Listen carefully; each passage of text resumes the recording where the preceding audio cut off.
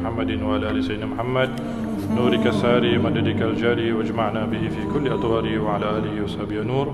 اللهم لا سهل إلا ما جعلته سهلا وأنت تجعل صعب الحزن إذا شئت ربي سهلا. قال ربي اشرح لي صدري ويسر لي أمري واحلل عقدة من لساني يفقهوا قولي. أما بعد. Assalamualaikum warahmatullahi wabarakatuh. Alhamdulillah, pertama sekali saya mengucapkan terima kasih kepada pengerusi majlis, kepada pengerusi halwa, pada semua yang sudi menjemput. Alhamdulillah, insya-Allah pada hari ini kita akan membincangkan banyak topik-topik menarik berkaitan sebuah buku yang dikarang oleh Al-Imam Ghazali. Ini satu mahakarya beliau yang dinamakan sebagai Kitab Bidayatul Hidayah. Saya pasti ada daripada kalangan ibu-ibu sekalian pernah belajar kitab ni, betul tak? Ataupun pernah dengar nama kitab ni, betul tak? Baik. Saya nak tanya, siapa Imam Ghazali ni? Tak hijau muka. Siapa Imam Ghazali ni? Kenal tak kita? Kan kita suka letak nama anak kita, cucu kita Ghazali, Ghazali kan? Macam nama Melayu pula. Tapi apa sebenar? Siapa sebenar beliau ni? Kat sini ada gambar guru saya, Al-Habib Zain bin Husain Al-Habsyi. Beliau merupakan salah seorang imam terulung di Masjid Wadi Hasan yang lama kan. Marilah sama-sama kita memberi hadiah sekalung Fatihah buat beliau. Berserta asrarul Fatihah. A'udzubillahi minasyaitonirrajim. Bismillahirrahmanirrahim. Alhamdulillahirabbil alamin. الرحمن الرحيم مالك يوم الدين إياك نعبد وإياك نستعين اهدنا الصراط المستقيم صراط الذين أنعمت عليهم غير المغضوب عليهم ولا الضالين آمين. Begitu juga sekalung Fatihah kepada tuan punya kitab Al-Imam Muhammad bin Muhammad Al-Ghazali bisirul Fatihah. A'udzu billahi minasyaitonir rajim. Bismillahirrahmanirrahim. Alhamdulillahi rabbil alamin. Ar-Rahmanir Rahim Maliki yaumiddin Iyyaka na'budu wa iyyaka nasta'in اهدنا الصراط المستقيم صراط الذين أنعمت عليهم غير المغضوب عليهم ولا الضالين آمين. Alhamdulillah. Baik, pertama sekali kaitan dengan Al-Imam Ghazali ini yang kita perlu tahu, beliau merupakan seorang ulama yang berbangsa Parsi. Beliau lahir daripada satu negeri namanya negeri Ghazala di utara Iran, di Iranian, orang Persian ni. Al-Imam Ghazali ini bermazhabkan mazhab Al-Imam Syafi'i. Saya buat satu kisah bagaimana pada zaman Nabi Musa AS Allah pernah bertanya, dan kisah ini ada dalam Al-Quran. Allah kata pada Nabi Musa AS, "Ma tilka biyaminika ya Musa."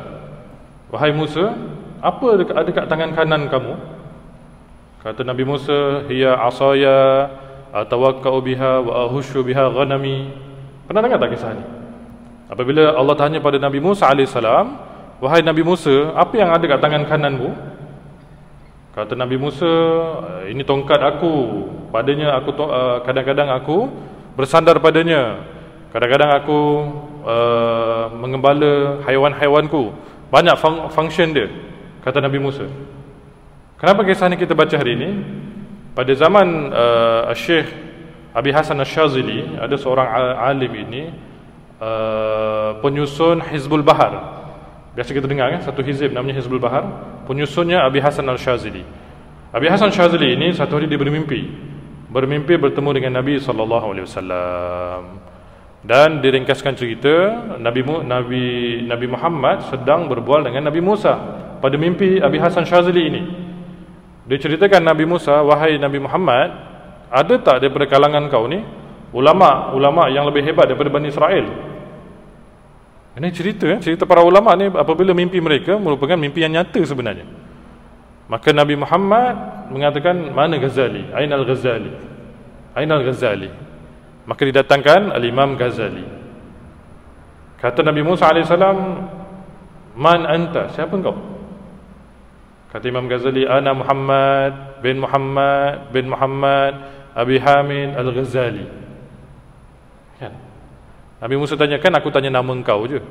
Yang kau pergi sebut nama bapa engkau, nama tok engkau, nama negeri engkau, nama bangsa engkau tu kenapa?" Ini dalam mimpi Abi Hasan Asy-Syadzili. Kemudian Al-Imam Ghazali kata, "Wahai Rasulullah, perlukah aku menjawab ataupun aku diam?" Ini adab para ulama dulu. Mereka kalau nak jawab sesuatu, mereka akan tanya pada guru mereka dulu.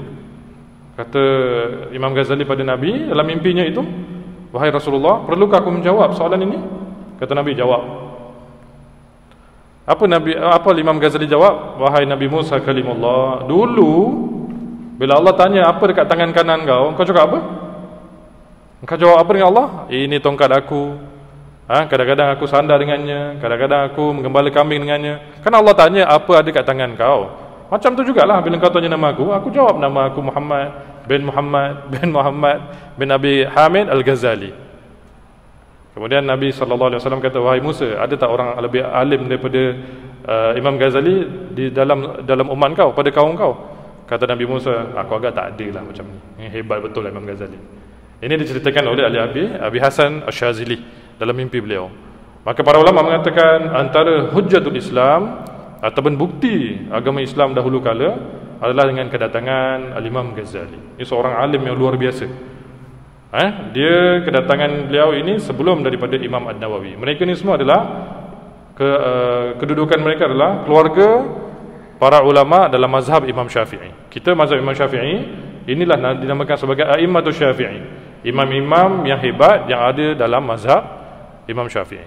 Macam pening tak? Pening ke tak pening? Ke boleh bawa lagi? Faham tak? Saya pun tak faham ni. Jadi Imam Ghazali, beliau diceritakan dilahirkan dalam keadaan sangat miskin di sebuah negeri, nama negeri Tus. Hari ini dinamakan negeri itu sama lagi, namanya nama negeri Tus di utara Parsi, utara Iran. Kemudian ayahandanya meninggal dunia dan beliau dijaga oleh pakciknya. Kemudian pakciknya menghantar beliau dan adik beliau, nama dia Muhammad, adik dia Ahmad, hantar ke madrasah. Mereka belajar sampailah mereka jadi alim.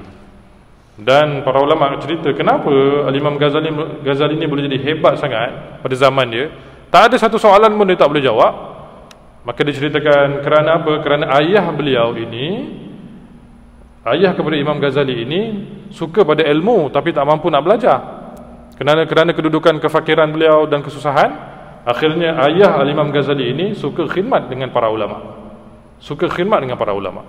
Maka Al-Habib Zain bin Smith di Madinah pernah berkata, siapa yang suka khidmat dengan para ulama, maka Allah akan mewarisi dia zuriat-zuriat yang soleh-solehah, dan ada potensi mereka ini menjadi para ulama akan datang. Jadi kalau kita nak anak-anak kita menjadi orang-orang soleh, soleha, cucu-cucu kita nak menjadi para ulama, para cendekiawan Islam, kita sendiri kena khidmat dengan para ulama dulu. Sama macam ayah kepada Imam Ghazali. Kemudian berlalulah zaman Imam Ghazali belajar. Dia musafir ke Mekah, ke banyak negara. Kemudian dia pernah menetap di Baghdad sementara dia dapat jawatan menjadi profesor di satu sekolah di sana, satu madrasah di sana, Madrasah Nizamiyah. Kemudian beliau balik ke Iran dan beliau meninggal dunia di negerinya. Kalau tuan-tuan ibu-ibu ada kekuatan besok nak pergi Iran jalan-jalan, bolehlah ziarah makam Imam Ghazali di sana. Dia seorang Persian, bukan orang Arab pun, tapi dia hebat. Salah seorang guru yang mempengaruhi beliau adalah Al-Imamul Haramain, namanya Imam Juwaini. Al-Imam Juwaini ini imam terbesar yang mempengaruhi Imam Ghazali. Jadi hari ini insya-Allah kita akan bincang. Itu baru mukadimah. Itu baru mukadimah tu, belum masuk lagi. InsyaAllah pada hari ini kita akan masuk satu perbincangan berkaitan dengan adab-adab dalam hidup kita, daripada kita bangun tidur sampai kita tidur semula. Ini kitab Imam Ghazali ini salah satu daripada lebih kurang 200 karangan beliau. Pada zamannya itu, kalau kita kaji berkaitan dengan Imam Ghazali, rupa-rupanya banyak juga ulama tak suka pada dia. Sebagai contohnya Syekh Abu Bakar At-Tartushi tak suka dengan dia. Ada setengah-setengah para ulama daripada mazhab Maliki tolak dia. Dan di Andalus sendiri diceritakan pada zaman kemuncak Islam itu, banyak para ulama membakar kitab Imam Ghazali. Dan salah seorang yang mendukung beliau ini adalah Syekh Al-Qadi Abu Bakar Al-Muhyiddin Ibnu Arabi. Ibnu Arabi inilah yang membawa beliau, kemudian menyebarkan pengaruh beliau. Maka Imam Ghazali ini sampailah ke hari ini kita masih dengar nama beliau ini. Maka kitab Bidayatul Hidayah ini salah satu kitab daripada 200 kitab yang pernah dikarang oleh Imam Ghazali. Dan ibu-ibu saya syorkan, kalau kita ada kekuatan, kita ada masa, kita ada financial support, cuba cari kitab yang terulung beliau karang sebelum beliau meninggal dunia, iaitulah kitab Ihya Ulumuddin. Ada dalam bahasa Melayu, bahasa Indonesia, bahasa Inggeris, bahasa Jepun, bahasa Cina, bahasa Tamil, bahasa Urdu. Lebih 316 bahasa dah ditranslatekan kitab ini. Boleh kita miliki. Jadi kalau kita ada kekuatan, saya rasa dekat Pustaka Azhar pun ada jual kitab ni, kitab Ihya Ulumuddin. Baik, dalam kitab Bidayatul Hidayah ini dibahagikan kepada 3 bahagian. Bahagian pertama kita akan bincang berkaitan dengan adab-adab melaksanakan ketaatan. Kemudian kita akan bincang juga bahagian kedua, cara-cara meninggalkan maksiat. Dan yang ketiga kita akan bincangkan adab-adab pergaulan dan persahabatan. Baik, cuba muka-muka surat 10, bahagian pertama, adab-adab melaksanakan ketaatan. Kata Imam Ghazali, ketahuilah olehmu bahawa perintah Allah Ta'ala itu ada yang fardu, ada yang sunat. Dan yang fardu itu adalah modal asas perniagaan. Dengan modal ini kita akan selamat, sedangkan yang sunat itu pula keuntungan, dan dengan keuntungan itu kita akan dapatkan beberapa darjat kelebihan. Baginda Nabi SAW bersabda, Yaqulullahu tabaraka wa ta'ala, ma taqarraba ilayya al-mutaqarrabuna bimithli ada' maftaradtu alaihim, wa la yazalu al-'abdu yataqarrabu ilayya bil nawafil hatta uhibbah, fa idza ahbabtuhu kuntu sam'ahu alladhi yasma'u bihi, wa basarahu alladhi yubsiru bihi, wa lisanuhu alladhi yantiqu bihi, wa yadahu allati yabtashu bihi, wa rijluhu allati yamshi biha. Rawahu ba'du al-Bukhari fi Raqaq. Artinya Allah Ta'ala berfirman dalam hadis kursi, tidak ada suatu cara yang lebih sesuai untuk hamba-Ku menghampirkan dirinya kepadaku dengan seumpama mereka melakukan ibadah yang Aku fardukan ke atas mereka, dan sentiasa seseorang hamba menghampirkan diri kepadaku dengan menambah amalan-amalan sunat sejak ini setelah mereka melakukan yang fardu-fardu, sehinggalah aku mencintainya. Maka apabila aku telah mencintainya, maka akulah pendengarannya yang didengar dengannya, dan akulah penglihatannya yang dia melihat dengannya, dan akulah lidahnya yang dia berkata-kata dengannya, dan akulah tangannya yang akan menyentuh dengannya, dan akulah kakinya yang ia akan berjalan dengannya. Hadis riwayat Bukhari daripada Abu Hurairah. Dan engkau wahai penuntut tidak dapat melaksanakan segala perintah Allah Ta'ala kecuali dengan menguasai hati dan seluruh anggotamu pada sekalian masa dan nafasmu, bermula daripada pagi sampai ke petang. Dan ketahuilah bahawa Allah Ta'ala itu mengetahui segala yang ada di dalam hatimu, dan Dia menilik segala yang ada pada zahir dan batinmu, dan Dia mengetahui segala masamu, lintasan hatimu, dan segala langkah-langkahmu, dan segala diammu dan gerakmu. Dan sama ada engkau bergaul dengan orang banyak atau engkau duduk bersendirian, sebenarnya engkau sentiasa di dalam perhatian Tuhanmu. Maka tidak diam sesuatu yang diam di alam mulk, iaitu alam yang nampak oleh manusia, dan alam malakut, alam yang tidak nampak oleh manusia. Dan tidak bergerak segala yang bergerak kecuali Tuhan yang menguasai sekalian langit dan bumi itu, melihat dan mengetahuinya, seperti firman-Nya, ya'lamu kha'inatal a'yuni wa ma tukhfis sudur. Dialah Allah mengetahui segala pandangan mata yang khianat dan apa yang disembunyikan oleh hati. Subhanallah, tuan-tuan ibu-ibu sekalian, hari ini berkaitan dengan bahagian pertama, Imam sentuh bab adab-adab kita melaksanakan ketaatan. Ada beberapa perkara. Yang pertama, kata Imam Ghazali, ibadat itu terbahagi pada dua. Satu yang fardu, satu yang sunat. Jadi umumnya kita tahu ibadat-ibadat fardu seperti solat kita, puasa kita, zakat kita dan sebagainya. Dan di sini saya ada satu teka-teki saya nak tanya. Biasa saya tanya pada banyak kuliah-kuliah dalam bab solat. Ibu-ibu, saya nak ibu-ibu fikir pada pagi ini, waktu Nabi SAW Isra Mi'raj, yang disyariatkan Allah pada Nabi itu, solat fardu itu berapa rakaat? Berapa waktu? 50 kan? Okey, kita tak nak bincang kenapa Nabi pergi jumpa Nabi Musa, pergi minta kurang, tidak. Kenapa pertama Allah beri itu 50 waktu? Adakah Allah tidak tahu kita tak mampu? Kenapa? Mesti ada sebab. Dan soalan ini pernah ditanya oleh para ulama. Sebagai contohnya Imam Nawawi, diceritakan ada pun solat 50 waktu yang pertama itu Allah berikan pada Nabi adalah kerana Allah ingin mendengar seruan, keluhan, kata-kata, doa, komplain, apa pun daripada umat Nabi Muhammad kepada Allah Subhanahu Wa Taala. Sebab tu Allah nak sangat umat Nabi Muhammad ni, kalau boleh Allah nak jumpa satu hari 50 kali sebenarnya. Sebab tu dengan pemikiran dan timbang rasa Nabi SAW, Nabi melihat jauh ke hadapan, Nabi kata umat aku tidak mampu. Jadi minta diskaun daripada Allah Subhanahu Wa Taala. Akhirnya Allah berikan 45 waktu diabaikan. Dan Nabi Musa berkaitan dengan solat ni, Nabi Musa kata 5 pun kadang-kadang umat kau tak boleh bawa, wahai Muhammad. Kata Nabi, malulah aku nak jumpa pada Allah Subhanahu Wa Taala. Maka diceritakan kenapa 50 waktu itu adalah disebabkan Allah sangat sayang pada umat Nabi Muhammad, iaitu kita sendiri, dan Allah nak jumpa kita satu hari 50 waktu sebenarnya. Allahu Akbar, apa hebatnya kita ni Apa hebatnya kita ni. Sebab itulah para ulama, sebagai contohnya Imam Syekh Abdul Qadir Jailani kata, untuk menghidupkan cinta kita mesti disertakan nawafil, sembahyang-sembahyang sunat. Kan? Kita kena muhasabah diri kita. Meningkat umur kita 50, 60 tahun, kita fikir ada tak sembahyang-sembahyang sunat kita dah buat. Sebagai contohnya, kalau waktu maghrib tu kita ada waktu free, ada tak kita sembahyang awabin? Nanti kita akan masuk bab ni, bab awabin semua di dalam ni. Waktu duha sekarang ni kan, sebelum ustaz datang, nanti bila kita pulang, berapa waktu duha? Waktu rakaat duha tu berapa kita dapat? Saya ustaz, saya sembahyang rakaat dalam bab duha ni 2 rakaat. Daripada bila puan buat? Daripada tahun 1977. 2 je, tak boleh lebih. Kan? Sembahyang witir, ada tak kita buat witir? Pada Ramadan yang lalu, ada satu hamba Allah beritahu saya, kata, ustaz, saya muhasabah diri saya dapati sekian lama saya duduk dengan Allah Ta'ala ni, rupa-rupanya saya banyak ambil kesempatan, saya banyak tidur, banyak makan. Jadi Ramadan ini saya buat satu ketetapan, saya nak hidupkan sembahyang tasbih saya. Kemudian setelah 2 minggu saya jumpa dia, ustaz, minggu pertama Ramadan saya buat 1 hari 1 tasbih. Minggu kedua saya buat 1 hari 2 tasbih. Lepas maghrib sekali, waktu tahajud sekali. Oh, hebatnya. Lepas hari raya saya jumpa puan ni semula, orang perempuan Saya kata, Umi, sekarang berapa tasbih? Saya buat 1 hari 3 kali.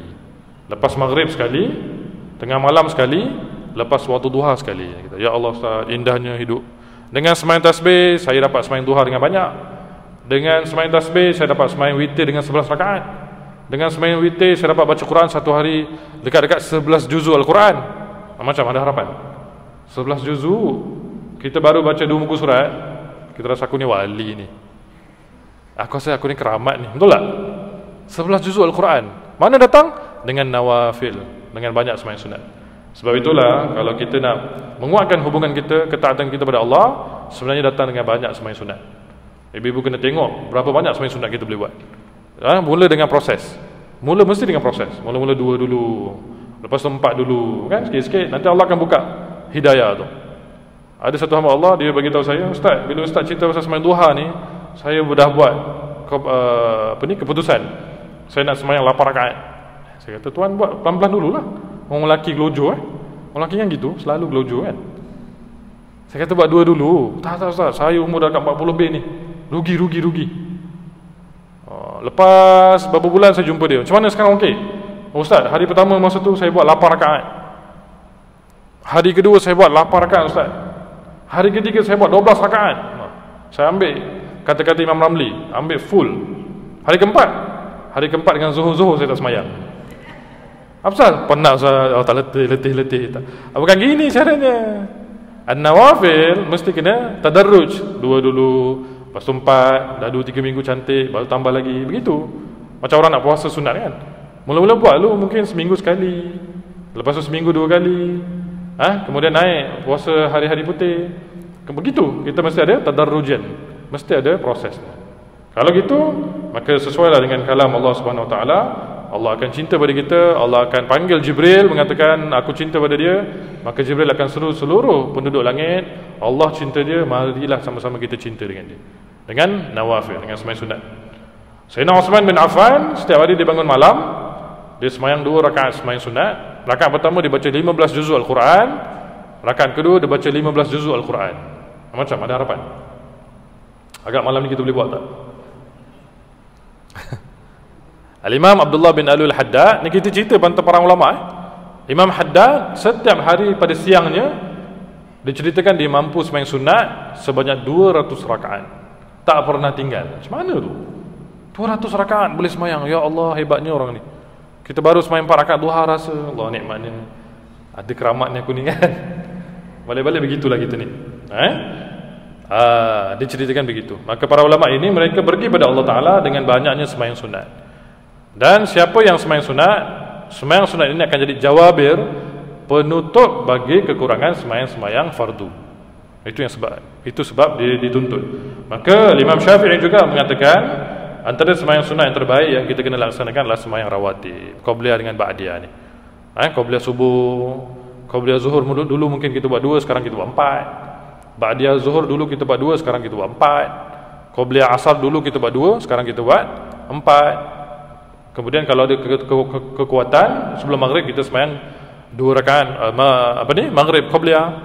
Kemudian Al-Imam Ghazali kat sini dia komen berkaitan dengan ba'diyah maghrib. Lepas sembahyang maghrib ada ba'diyah 2 rakaat. Lepas tu ada 6 rakaat awabin. Kalau kita tak ada urusan, tak ada baca Quran, tak ada majlis ilmu, mungkin kita boleh buat sembahyang. Tapi ada setengah orang yang hebat, dia ada susunan, ada hizib, ada tilawah, ada majlis ilmu, tapi tetap dia sembahyang awabin juga. Itu hebatlah. Cuma pandangan Imam Ghazali dalam kitab Bidayah dia kata apa? Untuk diringkaskan, kita sembahyang maghrib, lepas tu kita sembahyang ba'diyah maghrib 2 rakaat, lepas tu kita sembahyang 4 rakaat saja awabin. Sebab ba'diyah maghrib tu dikira awabin juga. Kita dapat total 6 rakaat. Pun boleh. Kemudian kita sembahyang qabliyah isya. Lepas tu dituntut, kata Nabi SAW, siapa yang sembahyang 4 rakaat ba'diyah isya, maka ada keutamaan sama seperti keutamaan malam Lailatul Qadar pada bulan Ramadan. Ini yang kita nak kemaskan balik rawatib kita. Lepas tu kalau kita nak ikut cara Sayyidina Abu Bakar Siddiq, sebelum tidur dibuat 3 rakaat witir. Tapi kalau nak ikut cara Sayyidina Umar Al-Khattab, 3 rakaat witir itu dilambatkan pada tengah malam kalau kita bangun. Maka cantiklah kedudukan sembahyang tahajud kita. Allah raham Datuk Ismail Qamus komen berkaitan dengan sembahyang tahajud pula, kita bangun pertengahan malam, kita buka dengan 2 rakaat wuduk dulu, menghargai wuduk lama kita. Kan kita biasa buat sembahyang taubat, sembahyang hajat, memang cantik lah. Tapi kata Allah raham Datuk Ismail Qamus, afdal kita mula dengan 2 wuduk dulu, 2 rakaat sunat wuduk. Lepas tu kita buat sunat rakaat mutlak, sunat rakaat hajat, sunat rakaat istikharah, sunat rakaat taubat.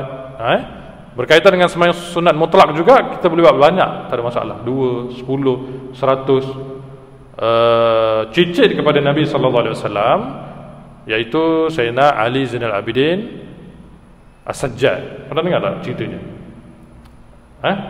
Cucu Nabi siapa? Ni masjid cucu Nabi ni, kan? Hasan dan Husain. Husain ini ada anak. Siapa nama anak dia? Dia ada 4 orang anak lelaki, 4 nama Ali. Ali yang besar, Ali Akbar, Ali Awsat. Ada 4 orang Ali. Ali yang keempat ni namanya Ali Zainal Abidin, yang diceritakan nama dia Ali As-Sajjad, yang terlalu banyak sujud. Kalau ikut biografinya, Sayyidina Ali Zainal Abidin ini satu hari dia sembahyang sunat tak banyaklah, dalam 1000 rakaat saja. Tiap-tiap malam dia akan pergi ke masjid i'tikaf, dia akan sembahyang 1000 rakaat sembahyang sunat. Macam mana tu? Mana dapat waktu tu? Mana dapat kekuatan tu? Mana dapat semangat tu? Kalau mungkin buat satu hari tu, kita tak bercerita lah, orang lain pun mampu. Tapi boleh buat tiap-tiap hari, tiap-tiap malam, macam mana tu? 1000 rakaat digelar pada zamannya. Ini namanya Ali As-Sajjad, yang terlalu banyak sujud pada Allah Subhanahu Wa Taala. Jadi kalau kita tak dapat menjadi seperti mereka, kita mencontohi seperti mereka. Bangun malam, kadang-kadang kita bangun-bangun lagi 20 minit je nak subuh, dapat 2 rakaat pun jadilah. Kan? Satu hamba Allah beritahu saya, Ustaz, saya tiap-tiap malam bangun Ustaz, saya sembahyang 1 rakaat witir. Lepas tu je lah. Sejak bila? Daripada tahun 1978 Ustaz, saya sembahyang 1 witir je. Kenapa? Saya tak suka tamak Ustaz. Ini salah faham ni. Dalam bab ibadah kita kena buat yang terbaik lah, yang terbanyak.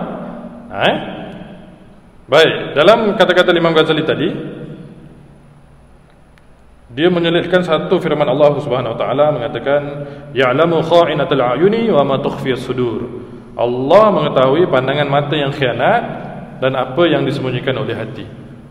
Berkaitan dengan mata khianat ini, banyak para ulama kita pernah sentuh. Sebagai contohnya Nabi sallallahu alaihi wasallam pernah mengatakan ada pun orang-orang mukmin itu mereka tidak memiliki mata-mata yang jahat, the evil eye, ataupun disebut sebagai mata-mata khianat. Satu hari Nabi sedang duduk dengan para sahabat. Ini ceritanya ada dalam Syama'il. Kemudian Nabi sebut pada sahabat, sekejap lagi ada satu orang datang, kamu pancung kepala dia. Sahabat bila dia dengar kata-kata Nabi ni, semua macam penasaran. Tiba-tiba nak pancung, lama. Betul, ada satu hamba Allah datang, salam Nabi sallallahu alaihi wasallam. Maka Sayyidina Ali, Sayyidina Umar ni mereka melihat mata Nabi. Ada tak mata Nabi bagi apa ni? Satu tanda, satu signal Nabi bagi ni ke? Pancung kan. Orang tu datang salam Nabi, Nabi pun salam.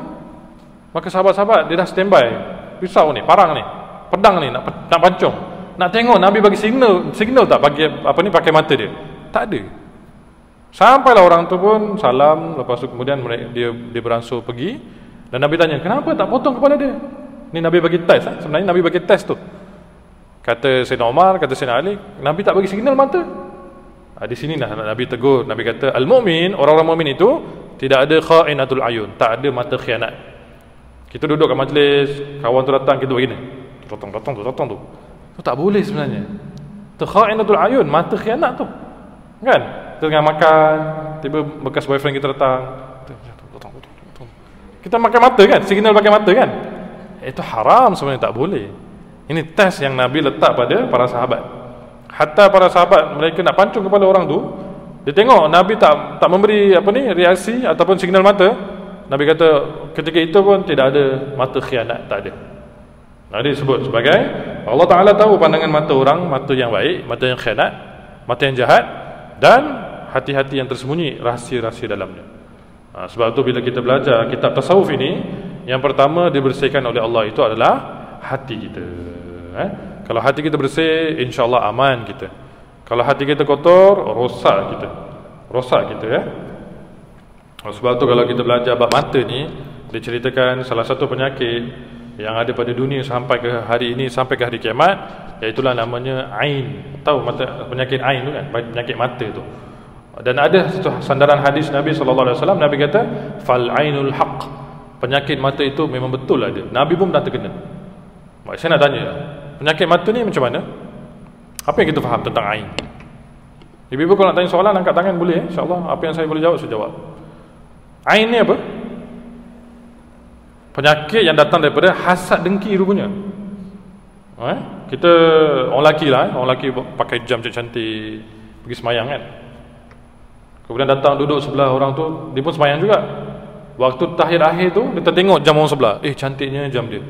Kalau aku dapat jam dia tu, aku tak mampu nak beli jam malah. Rolex paling murah RM16,000 ibu-ibu. Ni mesti RM24,000, RM34,000. Dia letak macam-macam kat pemikiran dia kan. Tengah-tengah dia bercakap begitu, boleh pecah jam orang tu. Itu namanya ain. Kenapa boleh pecah? Itu datang daripada hasad dengki dalam hati kita. Ni Allah sebut ni. Wa ma tukhfi as-sudur, apa yang dalam hati kamu. Jadi orang yang banyak belajar tasawuf dengan zikir, dengan kedudukan yang kuat dalam banyak menyucikan jiwanya, Allah akan selamatkan dia daripada ain. Tak ada dah insya-Allah. Dan kalau kita berkaitan dengan apa-apa perkara yang menakjubkan yang kita bawa, contohnya kita pakai baju baru, tiba-tiba datang satu orang puji, cantiknya berjawab, cantiknya. Kita kata, cakap masya-Allah sekarang. Masya-Allah tabarakallah. Dikatakan para ulama, ini boleh matikan penyakit ain. Sebab tu kalau kita pergi Saudi, kita pergi negara-negara Arab kan, rumah besar-besar ditulis apa? Masya Allah tabarakallah kan. Kalau kat kereta kadang-kadang ada stiker kan, Masya Allah tabarakallah. Siapa yang baca tu, terputuslah ain dia. Jangan macam benda lain pula, Astaghfirullahaladzim sallallahu alaihi Muhammad, makin teruk ain dia. Kan? Gurau tuan-tuan ibu-ibu sekalian. Diceritakan dahulu ada satu kota ni, namanya kota Shibam. Kota Shibam ini terletak di selatan Hadramaut, Yaman. Siapa yang pergi ke Yaman tu tahulah negeri ni, kota Shibam, satu kota yang menakjubkan. Diceritakan pada tahun ujung 90-an, mereka ni datanglah satu era untuk membawa perumahan baru, taman-taman. Di Yaman ini khususnya, seperti di Fez, Morocco dan sebagainya, negara-negara panas ini mereka membina rumah dengan clay, dengan tanah liat, sebab negara yang terlalu panas. Dan saya sendiri pernah menyaksikan satu rumah yang berusia 800 tahun daripada tanah, masih utuh lagi, masih kuat lagi. Kalau kita gali pakai tangan kita tu, boleh tembus, boleh, apa orang kata, boleh termasuk dinding itu, sebab dia berbuat daripada tanah liat. Maka datanglah era untuk membuat perumahan. Dia ceritakan bila datang ke Kota Shibam ni, mugawir, apa ni nama dia, contractors ni, sekali jumpalah satu batu yang besar yang tak boleh dialihkan oleh kren, tak boleh nak diangkut, tak boleh nak dipecahkan. Mereka kata, aduh, macam mana nak buat ni? Nak kren nak datang pun susah, nak pecahkan pun susah. Batu besar, sakhra, batu yang terlalu keras, besar betul. Maka dia buat rundingan mesyuarat. Salah seorang orang kampung ni kata, macam ginilah tuan, kalau tuan susah sangat nak pecahkan, saya ada satu idea yang bernas. Tuan tahu tak, orang Kota Shibam ni, orang perempuan dia jarang keluar ke kota. Maka kami ni dapat tahu orang-orang perempuan di sini kuat ain mereka. Mereka jarang jumpa benda-benda yang menakjubkan. Mereka tak keluar dunia sangat. Jadi nak tak kita buat satu idea, tuan tutup batu ni dengan kain yang besar. Nanti saya bawalah orang tua-tua yang power ni, power ain mereka ni.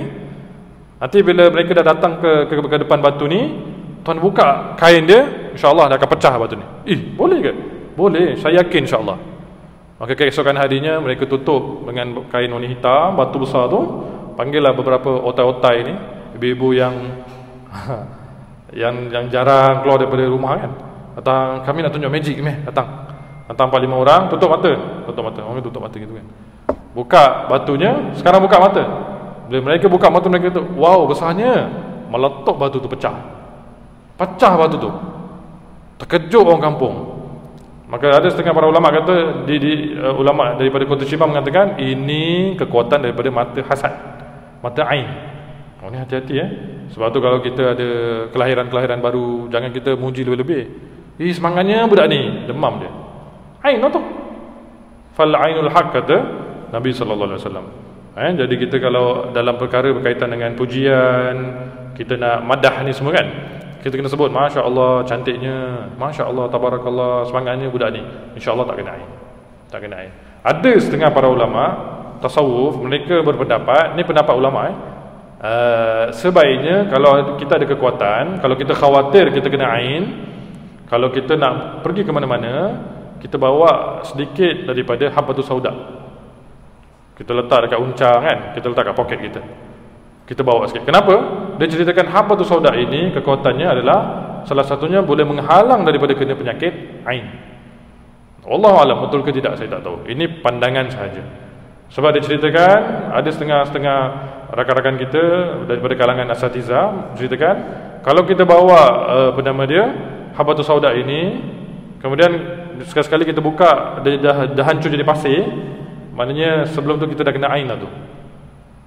Ada sebahagian kata boleh jadi perisai bagi penyakit ataupun santau.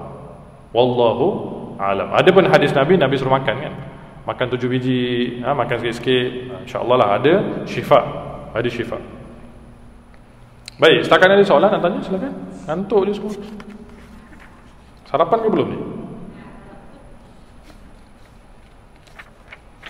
Baik, Imam Ghazali sambung lagi dalam muka surat 12, fa innahu ya'lamu sirra wa akhfa. Allah mengetahui rahsia dan yang lebih tersembunyi lagi. Maka jagalah adab-adabmu di hadapan Tuhanmu, baik zahir ataupun batin, seperti beradabnya seorang hamba yang hina, yang banyak buat kesalahan di hadapan seorang raja yang gagah perkasa. Dan sungguh-sungguhlah engkau menjalani adab-adab itu sehingga Tuhanmu tidak melihat engkau di tempat yang dia larang, dan jangan sampai engkau tidak ada di tempat yang dikehendakinya kehadiranmu. Engkau tidak akan mampu berbuat demikian kecuali bila engkau aturkan waktumu baik-baik dan engkau susunkan wirid-wiridmu, bacaanmu dari pagi sampailah ke petang. Maka dengarlah nasihatku baik-baik, kerana aku akan menyebutkan segala yang disuruh oleh Tuhanmu bermula dari engkau bangun pagi sampailah engkau kembali ke tempat tidurmu pada hari yang berikutnya. Inilah kitabnya. Al-Imam Ghazali karang kitab adab-adab yang perlu kita laksanakan daripada bangun tidur sampailah kita tidur semula. Maka para ulama mengatakan Al-Imam Ghazali la yatruk qalbun ghasi. Al-Imam Ghazali ini takkan meninggalkan hati-hati yang lalai daripada Allah Subhanahu Wa Taala. Siapa? Siapa yang baca bukunya sahaja, siapa yang meneladani bukunya sahaja dapat. Baik, apa yang tadi kita bincangkan, kita sentuh, itu semua mukadimah. Sekarang baru nak masuk topik. Tak biru muka. Baik, ada bangun daripada tidur. Ada yang pertama Kata Imam Ghazali, hendaklah engkau berusaha supaya dapat bangun daripada tidur sebelum terbit fajar, dan hendaklah zikrullah yang mendahului segala sesuatu, baik di hatimu dan di lidahmu. Bacalah doa ketika itu, alhamdulillahilladzi ahyana ba'da ma amatana wa ilaihi nusyur, asbahna wa asbahal mulku lillah wal 'azamatu wa sultanu lillah wal 'izzatu wal qudratu lillahi rabbil alamin, asbahna ala fitratil islam wa ala kalimatil ikhlas wa ala dini nabiyina Muhammadin sallallahu alaihi wasallam wa ala millati abina Ibrahim hanifan muslima wa ma kana minal musyrikin. Allahumma inna nas'aluka an tab'athana fi hadzal yawm ila kulli khair wa na'udzu bika an najtarih fihi su' aw najurruha ila al-muslim. Allahumma bika asbahna bika amsayna bika nahya bika namutu alaika an-nusyur. Nas'aluka khaira hadzal yawm khaira ma fi wa na'udzu bika min syarri hadzal yawm syarri ma fi. Ini doa yang sempurna, doa yang komplit. Adapun kalau kita tak mampu, kita sekadar baca alhamdulillahilladzi ahyana ba'da ma amatana wa ilaihi nusyur. Ditambah lagi oleh setengah para ulama, lepas kita tidur, adabnya kita bangun lepas daripada tidur, yang pertama kita usap muka kita dulu. Itu yang dibuat oleh Nabi sallallahu alaihi wasallam. Al-Imam Tirmizi mengatakan, benda pertama Nabi buat bila Nabi bangun tidur, Nabi akan usap muka. Kenapa kakak? Barangkali ada kotoran, ada habuk, ada kesan-kesan tidur tu. Maka bila kita laksanakan begitu dengan niat sunnah, insya-Allah ada pahala kat situ. Ada pahala. Yang kedua, baca doa. Yang ketiga ditambah, kita baca subhanallah walhamdulillah wala ilaha illallah wallahu akbar 4 kali. Hantar semula roh kita. Allah hantar semula roh kita. Kita baca subhanallah walhamdulillah wala ilaha illallah wallahu akbar 4 kali. Ini zikir yang dinamakan sebagai al-baqiyatus salihat. Al-baqiyatus salihat. Baik, bab tidur. Al-Imam Syafi'i kata tidur ni terbahagi pada beberapa bahagian. Pertama, tidur yang dinamakan sebagai tidur supreme. Saya nak tanya, ibu-ibu suka baca buku Reader's Digest tak? Pernah baca tak Reader's Digest kan? Ada satu kolom pada tahun 2012, dia kata tidur yang betul-betul tidur ini adalah tidur orang Muslim, dia kata. Kenapa? The supreme time tidur ini adalah lepas isyak. Katalah pukul 9 malam itu waktu paling afdal kita tidur. Siapa yang tidur lepas isyak, 1 jam itu menyamai 2 hingga 3 jam. Sebab tu kalau tidur lepas isyak ni kita bangun, kita rasa fresh. Sebab kita sebenarnya dah tidur lama sangat. Maka para ulama kata kalau dapat tidur pukul 9 atau 10, dia tidur 5 jam sahaja malam. 10, 11, 12, 1, 2 dah kena bangun. Cukup ke? Sebab pagi nanti kita akan bangun tidur lagi, Qailulah kan. Tapi sebagian kata tidak. Kalau kita tidur pukul 10 atau 11, bangunnya pukul 3 atau pukul 4:30 pagi. Itu pun dinamakan sebagai supreme time. Otak kita sihat, badan kita sihat. Dan ada juga kajian mengatakan siapa yang bangun ketika itu, khususnya sepertiga malam tu, 3 atau 4, ada satu breeze, ada satu angin, yang kalau kita dapat angin itu namakan angin syifa untuk segala penyakit badan kita. Sebab tu orang-orang dulu, saya ingat lagi, ada setengah-setengah orang-orang soleh daripada kalangan kita, orang-orang alim ini, setiap bangun pagi mereka akan keluar, buka pintu keluar, jalan, nak dapatkan angin tu, angin breeze yang ada pada pertengahan malam saja.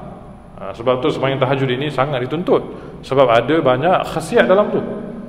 Kemudian kita kena berusaha, nanti Imam Ghazali sentuh di sini, untuk tidur sebelum zuhur beberapa waktu.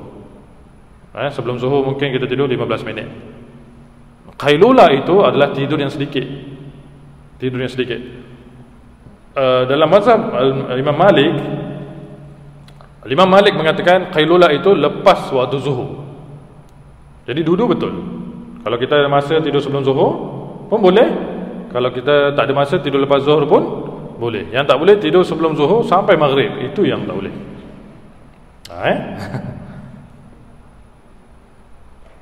Diceritakan oleh para ulama, kenapa waktu tengah malam, waktu sebelum subuh, waktu lepas subuh ni kita ada ngantuk yang luar biasa.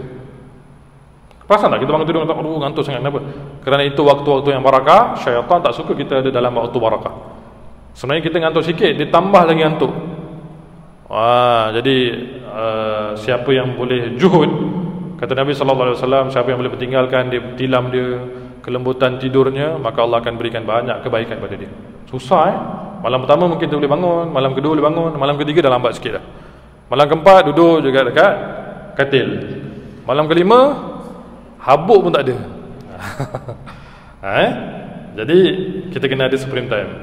Profesor di Raja Ungku Aziz, satu hamba Allah ini, kita kenal kan?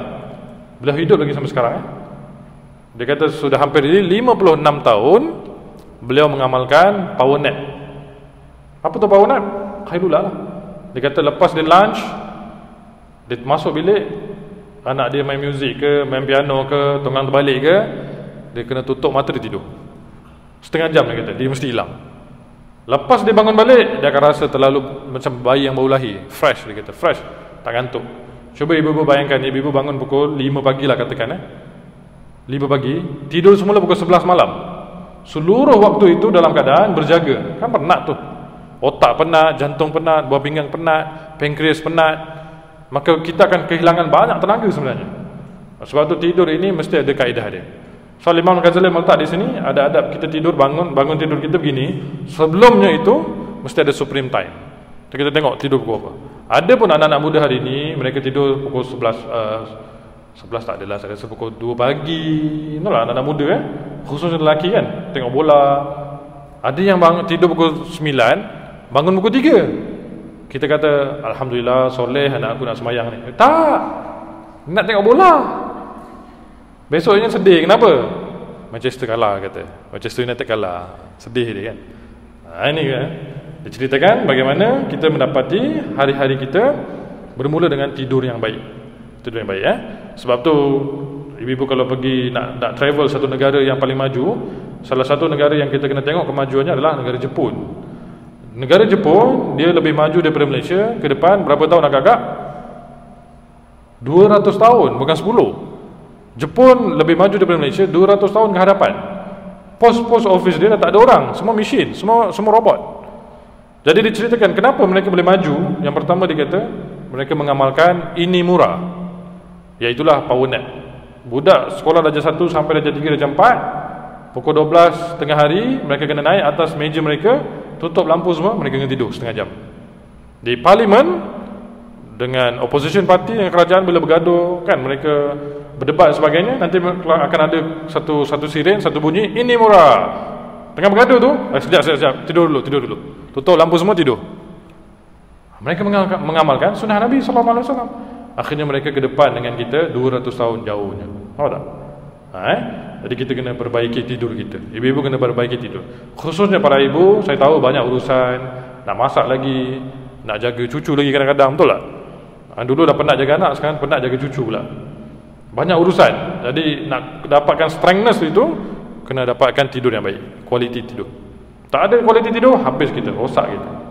Dalam Reader's Digest dia kata antara faktor jantung rosak adalah tidur yang tak baik. Datang daripada tidur yang tak baik. Pukul 11 malam tak tidur lagi, pukul 1 malam tak tidur lagi, kan? Hitam mata kan. Kerana apa? Kerana fikir masalah-masalah tertentu, fikir urusan tak selesai. Bukan gitu. Tutup mata tidur je, InsyaAllah dapat kebaikan tidur, dapat kesihatan tidur. Ini caranya. Kerana Imam Ghazali tegur di sini, bila kita bangun mesti kita kena basuh muka, lap muka kita, baca doa dan baca baqiyatus salihat, subhanallah walhamdulillah wala ilaha illallah wallahu akbar. Kemudian diceritakan antara benda yang kita kena buat bila kita bangun tidur adalah membasuh pergelangan tangan kita. Kerana tangan kita lah adalah anggota yang paling tak bersih bila kita bangun tidur. Kita tak tahu apa benda kita pegang. Kita pegang mata kita ke, kita pegang tilam kita ke, kita pegang habuk ke, kita pegang najis ke, wallahu alam. Maka seluruh pergelangan tangan ni kena cuci dulu. Kenapa? Sebab takut masa kita bangun tidur itu tangan kita masih basah dengan najis, kita pegang benda lain. Pegang pintu, pegang cerik, pegang kuali, semuanya najis nanti. Kena cuci tangan dulu. Kemudian tengok muka surat sebelah, Imam Ghazali sambung lagi, apabila engkau memakai pakaianmu, maka hendaklah engkau niatkan dengannya menjunjung perintah Allah Ta'ala pada menutup auratmu, Dan janganlah engkau berniat dengan pakaian itu menunjuk-nunjuk pada makhluk. Kalau begitu engkau akan mendapat kerugian. Pas kita bangun tidur, dia sebenarnya sistem bangsa-bangsa lain, contohnya bangsa Arab dan bangsa Caucasian ini, mereka tak ada sistem mandi pagi. Sebab tu tak ada kat sini tulis mandi pagi. Kita orang Malaysia bangun je mesti mandi dulu kan. Hujan ke, ribut ke, salji ke, mandi wajib. Betul tak? Mandi tu benda wajib. Waktu kami belajar di tanah Arab dulu, orang Malaysia waktu musim sejuk dia boleh mandi 3 kali satu hari. Arab kata hadha majanin, orang-orang gila ni. Kita mandi Jumaat pagi je. Orang Malaysia mandi satu hari 3 kali. Tak gila namanya. Sebab kita tak selesa. Padahal di negara-negara Arab, mereka mempunyai angin yang kering. Badan mereka tak berbau, ketiak mereka tak berbau sebenarnya. Kalau kita letak keropok papadom tu, tak lemau pun. Tak gitu je. Tapi kedudukan bangsa kita ni suka mandi. Maka di sini Imam Ghazali kata, kalau kita dah mandi siap, bila kita pakai baju, niatnya kerana menjunjung perintah Allah Subhanahu Wa Taala. Niat sekadar niat bahasa Melayu je. Baik, saya nak tanya satu benda berkaitan dengan pakaian. Bagaimana adab nak pakai baju, dan adab nak lepas baju, dan adab apa ni nama dia? Seng-seng pakaian, dan adab melepaskan seng-seng pakaian tu. Siapa boleh jawab? Berzaman kita pakai baju kan, ada orang pakai baju pakai kepala dulu, betul ditarik sah gitu kan. Adakah cara yang betul begitu? Macam mana agaknya pakai baju? Ada orang gantung dekat apa ni, kat luar gerobok, dia selit masuk dari dalam. Canggih, tak ada masa ustaz, saya tak ada masa ustaz. Macam Spiderman dia. Dalam Islam, memakai baju kata para ulama, sebagai contohnya Imam Syafi'i sendiri, adalah dengan menghulurkan tangan kanan dahulu, baru masuk tangan kiri. Masa lepas tangan kiri dulu, baru tangan kanan. Seng-seng juga sama. Bila kita nak seng-seng tangan, walaupun nampak benda ni remeh, ini sunnah Seng-seng tangan kanan dulu, baru tangan kiri. Bila nak lepaskan, tangan kiri dulu, baru tangan kanan. Ini adab kita. Ini adab kita pada Allah Subhanahu Wa Taala. Dalam ilmu metafizik, mereka menceritakan kenapa Islam menitik beratkan kanan kiri, kanan kiri, kanan kiri. Kenapa? Agak-agaknya kenapa? Kenapa tadi kita masuk masjid jadi pakai tangan kaki kanan, bila masuk toilet kaki kiri? Kenapa agak-agak? Mesti ada sebab. Kita jawab sunnah lah ustaz. Iya sunnah. Sebabnya kenapa? Rupa-rupanya dalam ilmu metafizik mereka mengatakan segala pergerakan kaki kanan ke tempat-tempat yang baik, masjid, zawiyah, madrasah, rumah, sebagainya, kaki ini akan hantar isyarat pada kepala kita, pada otak kita, kita berada di tempat yang bersih, yang bagus, yang baik. Bila kita masuk ke tempat-tempat yang kotor seperti mazbalah, tempat sampah, toilet, sebagainya, pasar umpamanya, mall, kalau kita pergi mall pun sebenarnya kaki kiri. Tesco ke apa lagi, Paradise Mall ke mana-mana lah.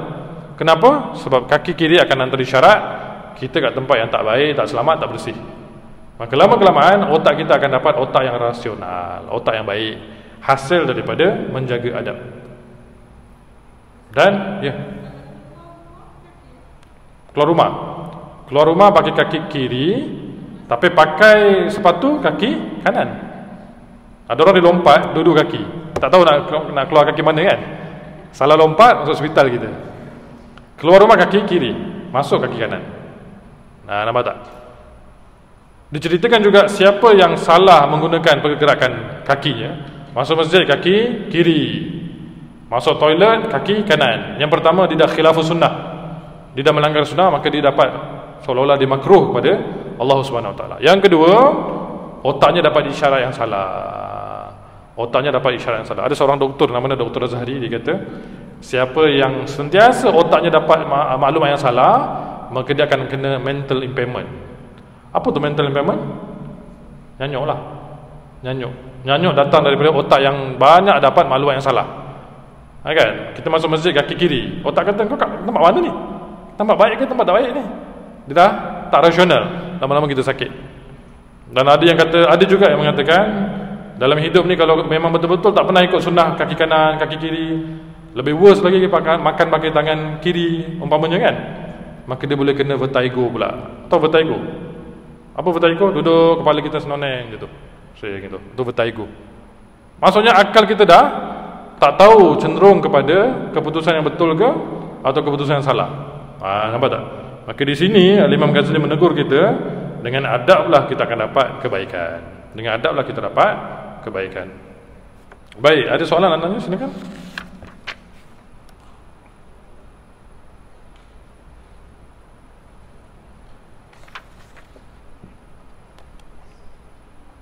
Ya.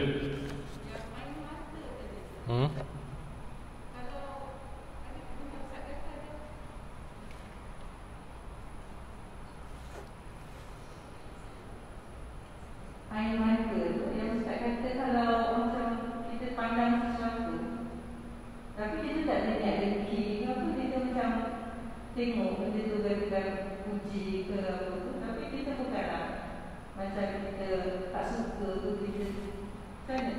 Okey, berkaitan dengan ain, kata para ulama, mereka melihat bahawa seseorang yang melihat dengan mata hasad. Hasad ni maksudnya apa? Dia nak benda tu dia tak dapat. Dia melihat dengan menakjub. Tapi kalau kita sekadar melihat dengan cantik, bagus, itu insya-Allah tak kena ain. Tak kena ain. Masalah ain ni bila tengok sesuatu dengan hati kita, dengan hasad kita. Budak ni semangatnya, anak aku tak macam dia pun. Sakit dia. Kan? Cantiknya budak ni. Oleh kerana kita memuji dengan hasad kita, mungkin tersebarlah vibration negatif itu kepada dia. Ada pun biasa-biasa kita tengok, cantiknya masjid ni, biasa cantiknya lampu ni. InsyaAllah tak adalah. Saya rasa di Asia ni kurang lah. Ain ni ada tapi kurang lah. Sebab itu diceritakan kenapa waktu Nabi Yusuf AS keluar, dan ketika itu kawan-kawan perempuan yang menjaga Nabi Yusuf itu terpotong tangannya itu kan. Maka diceritakan boleh jadi kedudukan rakyat di situ semuanya mukanya tak berapa cantik, hudu dan sebagainya. Nabi Yusuf ni seorang yang sangat sempurna. Apabila dia keluar, perempuan-perempuan di situ tak pernah nampak laki macam tu. Tak pernah. Ni laki apa ni? Ma hadza basyarun. Ni manusia ke malaikat ni kan, kata dia kan. Sampai mereka terpotong tangan kan, bila potong buah tu kan. Kerana takjubnya mereka melihat pada Nabi Yusuf itu. Sebab kedudukan tempat dia tak ada orang yang cantik macam tu. Mereka melihat dengan mata hasad. Jadi samalah, kalau kita tengok sesuatu benda, afdal kita puji Allah Subhanahu Wa Taala dulu. Masya-Allah, tabarakallah, masya-Allah cantiknya. Kan kita dapat pahala sebut zikir kan, dan juga pengawasan daripada ain. Protection daripada ain. Tak ada insya-Allah.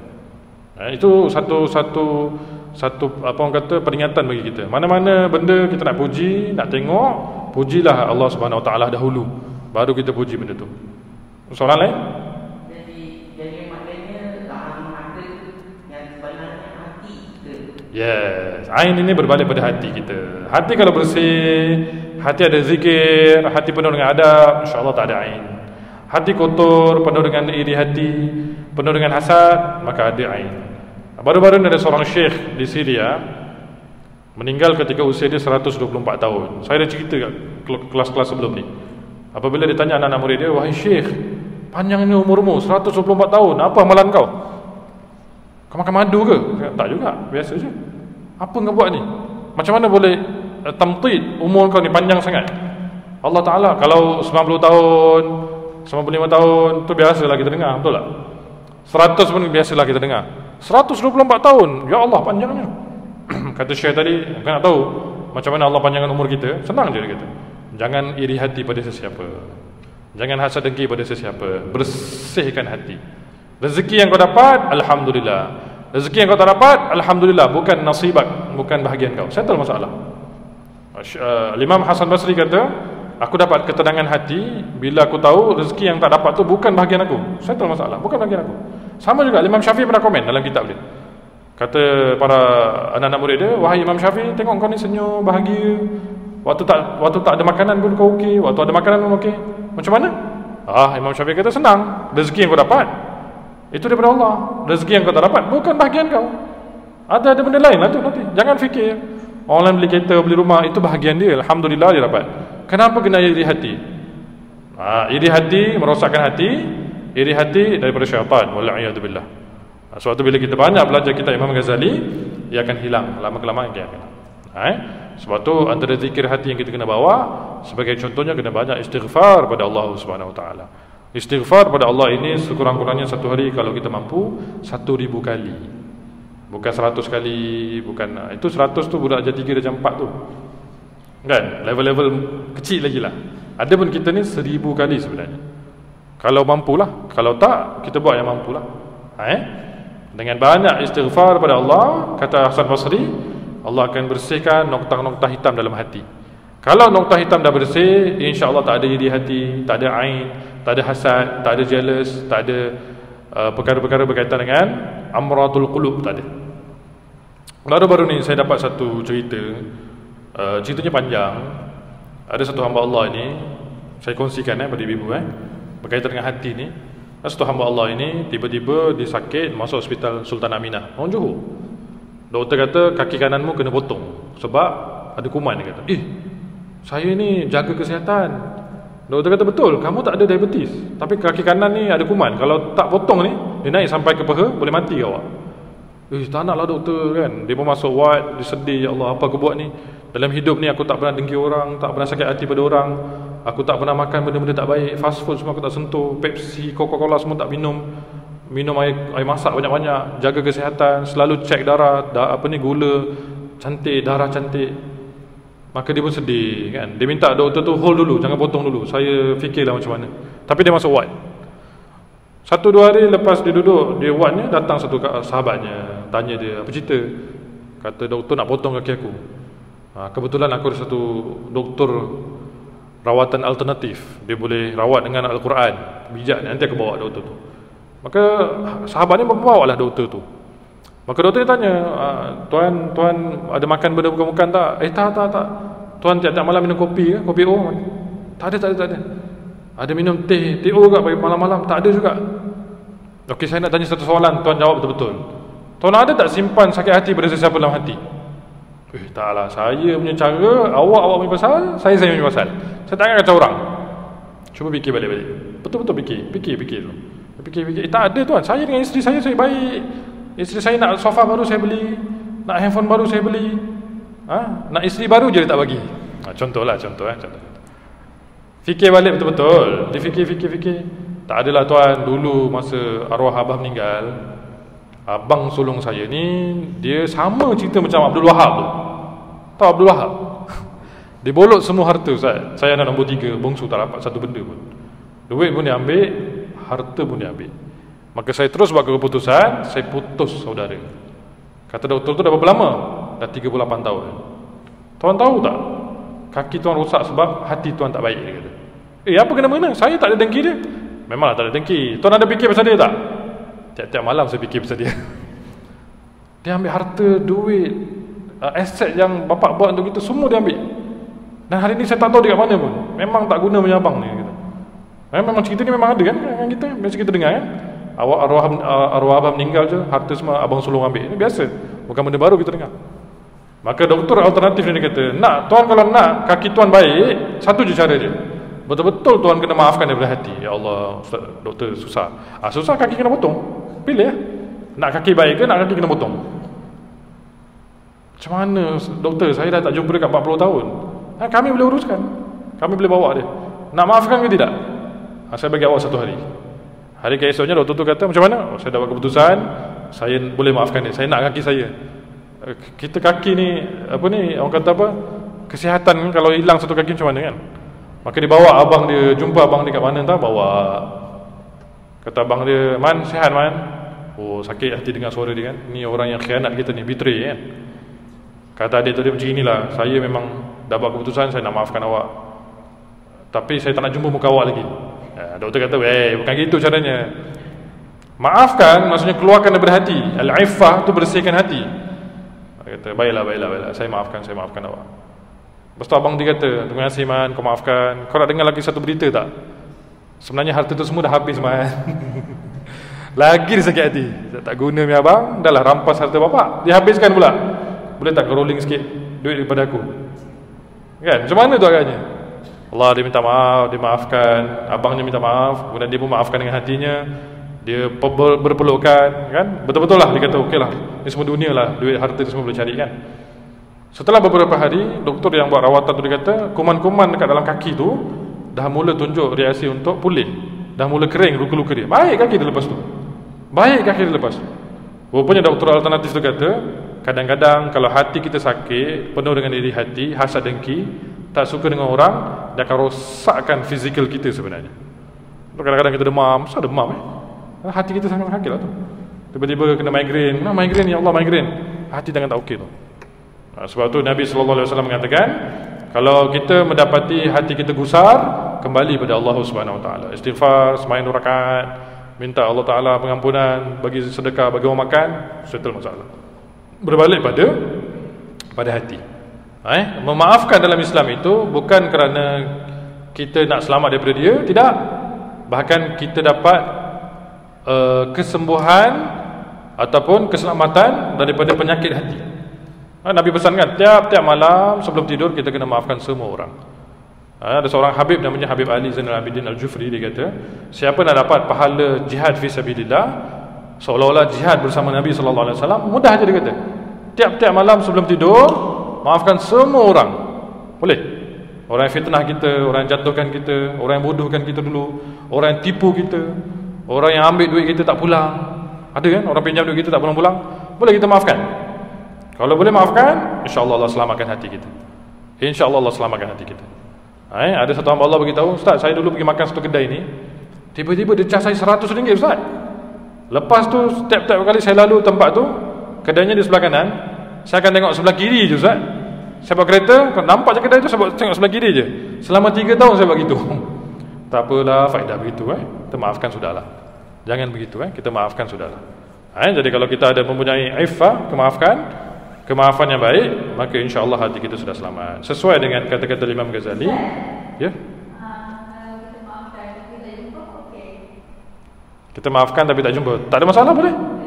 Tapi mesti kena letak dalam hati, bila-bila kita jumpa, kita tak ada masalah dengan dia. Maafkan dalam Islam bukan macam Mak Saleh, can forgive but not forget. Itu belum lagi. Maafkan mana dikeluarkan terus daripada hati, tak ada lagi dah. Bila-bila jumpa ke apa ke, jadi macam biasa je. Itu betul-betul maafkan. Baru-baru ni 3 hari lepas, 4 hari lepas, ada seorang perempuan tua, dia sedang berjalan. Tiba-tiba ada satu kereta datang langgar dia dekat Temerloh, Pahang. Budak muda bawa kereta Myvi laju sangat, pam, terlanggar dia, mati orang perempuan tu. Lari dia, ya Allah, lari dia, tinggalkan. Kemudian anak muda ni fikir, ya Allah, apa aku dah buat ni, langgar orang pula. Lepas aku nampak truk polis tu, kalau polis dah bawa jeep tu, memang perempuan tu matilah tu. Kan, kalau buat Land Rover tu kan. Maka dia pun buat keputusan, tak apalah, pergi jumpalah pakcik tu, suami dia. Kemudian dia gagahkan diri, dia pergi jumpa dengan pakcik, suami kepada isteri yang dilanggar ni. Orang tua umur dah ke 70 tahun. Kata, minta, cik, saya yang langgar isteri pakcik. Sekarang ni pakcik nak denda saya ke nak serah saya pada polis, buatlah. Saya dah, apa orang kata, dah buat keputusan dah. Sebab beberapa hari ni saya tak boleh tidur, saya tak boleh apa pun, hati saya sakit. Apa kata pakcik ni? Dia kata, oh, awak yang langgar Oh, nak buat macam mana? Kebetulan isteri saya berjalan, awak pun ada kat situ. Tak apalah, dia kata, saya maafkan. Allah, dia maafkan macam tu je. Tak apalah, dia kata, maafkan. Sudahlah, kata, kau teruskan perjalanan kau. Dia maafkan begitu saja. Menangis budak tu. Ya Allah, ada ke orang macam ni kat dunia ni?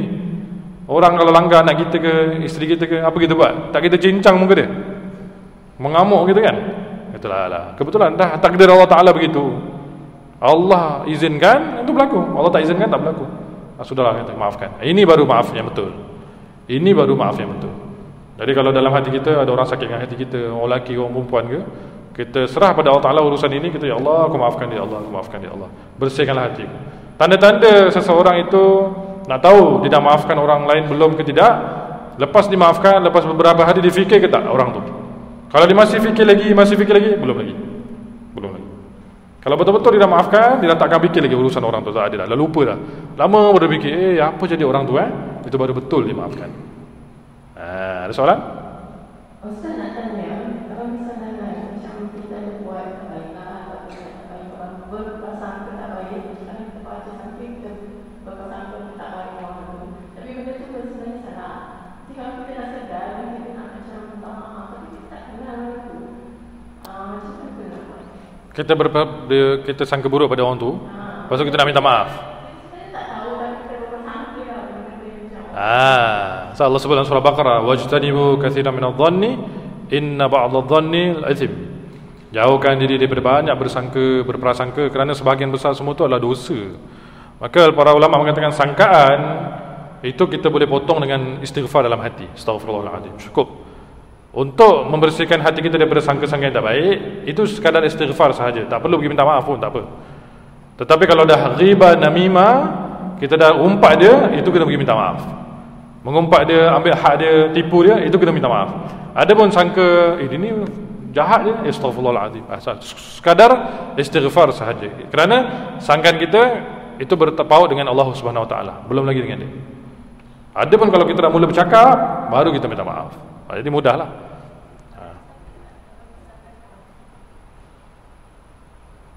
Boleh?